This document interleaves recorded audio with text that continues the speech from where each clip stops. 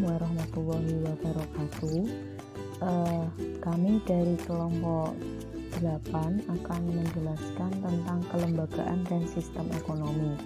Sebelum kami menjelaskan tentang apa itu kelembagaan dan sistem ekonomi, saya perkenalkan terlebih dahulu anggota dari kelompok 8. Yang pertama yaitu Muslimin, kedua Diva Mardinova Putri, dan yang ketiga Riki Hatami. Dalam materi ekonomi kelembagaan dan sistem ekonomi terdapat 3 poin yang akan kami bahas. Yang pertama yaitu kelembagaan kapitalisme dan sosialisme, yang kedua ekonomi kelembagaan dan demokrasi, dan yang ketiga adalah perubahan kelembagaan dan pembangunan ekonomi.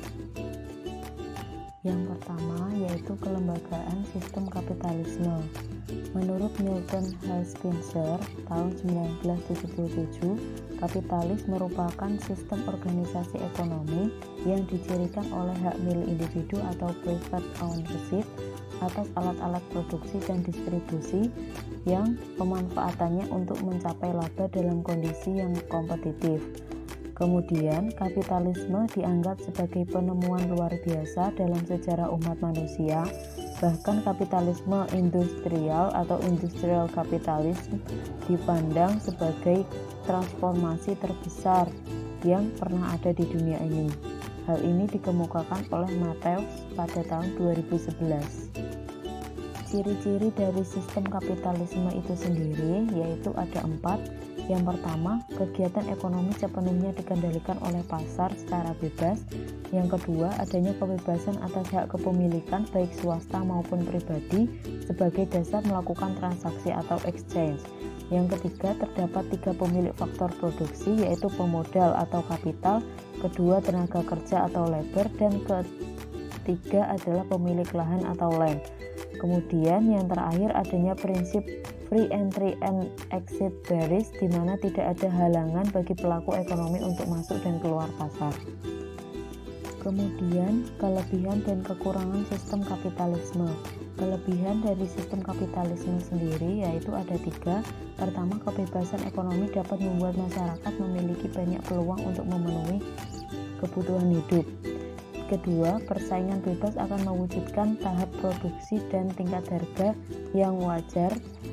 Persaingan akan mempertahankan keuntungan dan upah pada tingkat yang sederhana. Dan keempat adalah masyarakat cenderung lebih kreatif karena tingkat persamaan yang tinggi. Kemudian kekurangan dari sistem kapitalisme sendiri yaitu persaingan yang dilakukan cenderung menyebabkan konflik, dan yang kedua cenderung timbul ketidakadilan dalam distribusi kekayaan. Sistem ekonomi sosialis. Sebenarnya dengan hadirnya sistem ekonomi sosialis ini merupakan suatu pelengkap dari ekonomi kapitalis. Sistem sosialisme lebih berorientasi kepada faktor-faktor produksi yang dimana di bawah kontrol suatu pemerintah atau negara. Pemerintah dan negara memegang peran penting dalam sistem perekonomian. Bahkan hampir seluruh kegiatan perekonomian dikontrol oleh suatu negara. Argumen dari sistem ekonomi sosialis didasarkan kepada adanya nilai-nilai lain yang pantas dipertimbangkan selain aspek pertumbuhan. Dalam prinsip sistem ekonomi sosialis, negara menyiapkan seluruh regulasi yang diperlukan untuk menggerakkan kegiatan ekonomi, seperti investasi dan mulai proses perencanaan, operasionalisasi, pengawasan, sampai ke evaluasi. Dalam kasus hak kepemilikan, negara bukan hanya mengontrol tetapi juga mengawasi hak kepemilikannya. Dengan prosedur inilah, pemerintah berharap target pemerataan pendapatan tercapai. Pelaku ekonomi tidak membuat kesepakatan dengan pelaku ekonomi yang lainnya, tetapi setiap ekonomi membuat kontrak dengan negara sesuai dengan aturan yang telah ditetapkan oleh suatu negara. Pemerintah dalam sistem sosialisme, segala keputusan produksi dan investasi tidak dilakukan melalui pasar dan para kapitalis, tetapi dipegang sepenuhnya oleh suatu negara melalui perencanaan terpusat. Pemerintah memegang kendali sepenuhnya atas kebutuhan di negaranya. Negara berperan aktif dalam suatu perekonomian. Hak kepemilikan pribadi tidak dianggap oleh suatu negara dan diubah strukturnya menjadi hak milik negara. Dalam sistem perekonomiannya pasti mempunyai suatu kelebihan dan kekurangan. Dengan hadirnya sistem ekonomi sosialis ini merupakan suatu kekurangan dari sistem ekonomi kapitalis. Di sini kelebihan ekonomi kapitalis disediakan kebutuhan pokok oleh negara. Didasarkan perencanaan negara, produksi dikelola oleh pemerintah atau negara. Dan kekurangannya di sini sulit untuk melakukan transaksi. Sedikit kebebasan, mengabaikan pendidikan moral. Selanjutnya yaitu ekonomi kelembagaan dan demokrasi. Demokrasi sebagai sistem politik diharapkan bisa memberikan pengaruh positif terhadap kegiatan ekonomi. Pasalnya, beberapa variabel penting dalam demokrasi seperti hak kepemilikan dan kebebasan memilih.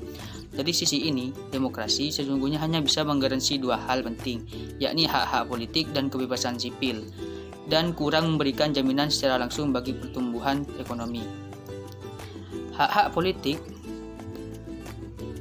adalah hak berpartisipasi memaknai proses politik. Sedangkan kebebasan sipil adalah hak menyatakan ekspresi, mengorganisasi dan melakukan demonstrasi, dan hak memperoleh otonomi dalam hal kebebasan beragama, pendidikan, perjalanan, dan hak personal lainnya. Demokrasi bisa mendukung pertumbuhan ekonomi melalui peningkatan akses kepada pendidikan, rendahnya ketimpangan pendapatan per kapita, dan rendahnya konsumsi pemerintah. Jadi, efek demokrasi terhadap pertumbuhan ekonomi adalah secara tidak langsung. Peningkatan demokrasi akan menurunkan investasi dan pertumbuhan ekonomi karena adanya tekanan melakukan distribusi pendapatan. Sistem politik demokrasi sekurangnya memberikan tempat bagi hak-hak politik dan kebebasan sipil untuk memperjualbelikan kepentingan dalam pasar politik yang sehat dan terbuka. Demokrasi tidak memberikan garansi apapun bagi pencapaian kinerja pembangunan ekonomi, melainkan menjolorkan instrumen yang memungkinkan seluruh dinamika masyarakat bisa diserap sehingga akan muncul kelembagaan, baik formal maupun informal, yang representatif bagi perkembangan kegiatan ekonomi itu sendiri. Selanjutnya yaitu perubahan kelembagaan dan pembangunan ekonomi. Pendapatan per kapita awal yang tinggi tidak memberikan jaminan bagi kinerja perekonomian yang bagus dalam jangka panjang. Namun sebaliknya, negara yang pendapatan awal per kapitanya tidak terlalu tinggi tetapi memiliki keunggulan dalam menjamin hak kepemilikan, menegakkan sistem kontrak dan administrasi publik yang efisien justru menghasilkan kinerja perekonomian yang menonjol. Pembangunan ekonomi dan kelembagaan memiliki hubungan yang sangat erat, mengingat kinerja perekonomian sebuah negara dipengaruhi oleh kebijakan dan kelembagaan. Tetapi kelembagaan juga harus selalu mengalami perkembangan dan perubahan karena kegiatan ekonomi semakin kompleks. Akhir pernyataan, kritis yang layak diajukan sesuai dengan kondisi negara berkembang. Apakah keberadaan kelembagaan tidak malah memposisikan pelaku ekonomi lemah seperti petani tunatanah, buruh, dan debitor semakin terjepit berhadapan dengan pelaku ekonomi yang telah mapan atau tuan tanah, pengusaha, dan kreditor? Kasus sharecropping pada sektor pertanian misalnya, selama ini selalu menempatkan penggarap tanah memperoleh bagian yang tidak adil dibandingkan dengan pemilik tanah. Jika dalam kondisi demikian, keberadaan kelembagaan harus ditegakkan. Bukankah petani penggarap justru akan lebih dieksploitasi? Kasus lainnya, bagaimana jika dalam sebuah hubungan pinjam-meminjam antar negara, contohnya negara maju dan negara miskin, karena masalah moral hazard, sebagian dari utang tidak digunakan sesuai dengan rencana yang dibuat, tetapi banyak yang dimanipulasi oleh penguasa untuk kepentingan sendiri atau bisa dibilang dikorupsi, sehingga suatu negara terancam bangkrut. Apakah dalam situasi semacam itu, kelembagaan yang sudah disepakati harus dipaksakan, sehingga negara tersebut tetap wajib membayar utangnya? Jika praktiknya seperti itu, bukankah kelembagaan dan pembangunan ekonomi hanya memihak kaum yang kaya dan kuat? Nah, untuk menjawab dari kasus-kasus tersebut tidak mudah. terdapat dua pendekatan yang dapat digunakan untuk meredam kekhawatiran tersebut. Pertama, kelembagaan akan menempatkan semua pihak berada dalam posisi yang sepadan akibat adanya rule of law yang mengatur. Pelaku ekonomi yang tidak memiliki modal besar dan koneksi politik dijamin bisa melakukan investasi tanpa harus mengeluarkan biaya siluman. Sebaliknya, usahawan besar tidak lantas bisa memuluskan investasinya hanya karena mempunyai koneksi politik, karena praktik semacam itu dibatasi oleh peraturan yang tidak mengizinkan. Jadi, prosedur yang fair dan transparan akan membuat semua pihak diposisikan secara sejajar. Kedua, inefisiensi kelembagaan dalam wujud tiadanya jaminan hak kepemilikan, korupsi, penyalahgunaan infrastruktur publik dan kebijakan yang mendistorsi pasar justru akan lebih merugikan kelompok masyarakat yang lemah dan miskin. Nah, kasus monopoli misalnya bisa terjadi akibat adanya sistem regulasi dan proteksi yang tidak ramah terhadap penguatan kelembagaan. Contoh lainnya, kebijakan subsidi harga produk pertanian dalam banyak hal justru menguntungkan penduduk perkotaan dan merugikan kelompok petani. Pada umumnya, hal ini bisa berlangsung karena adanya kelompok kepentingan yang memiliki akses terhadap kekuasaan, dan hal ini cuma mungkin terjadi akibat tiadanya penegakan kelembagaan yang mengaturnya. Nah, dari sini dapat dilihat kalau sifat kelembagaan itu tidak statis tetapi dinamis, yaitu berganti sesuai dengan perubahan konfigurasi pelaku ekonomi. Dalam pengertian ini, kelembagaan yang sudah tidak relevan dalam pengertian tidak efisien akan merugikan sebagian pelaku ekonomi yang terlibat. Secara otomatis akan berubah karena desakan partisipan yang terlibat di dalamnya maupun adanya penetrasi dari otoritas luar. Secara teoristis, perubahan kelembagaan bisa terjadi karena dua hal. Yang pertama, permintaan dari konstituen atau demand of constituent, dan yang kedua, penawaran dari otoritas tertentu atau supply of institution. Nah, untuk kasus yang pertama, yaitu demand of constituent. Misalnya, serikat pekerja bisa menekan pemilik modal atau pemegang saham perusahaan untuk menaikkan tingkat upah atau fasilitas kesehatan sebagai timbal balik dari kenaikan produktivitas atau keuntungan perusahaan.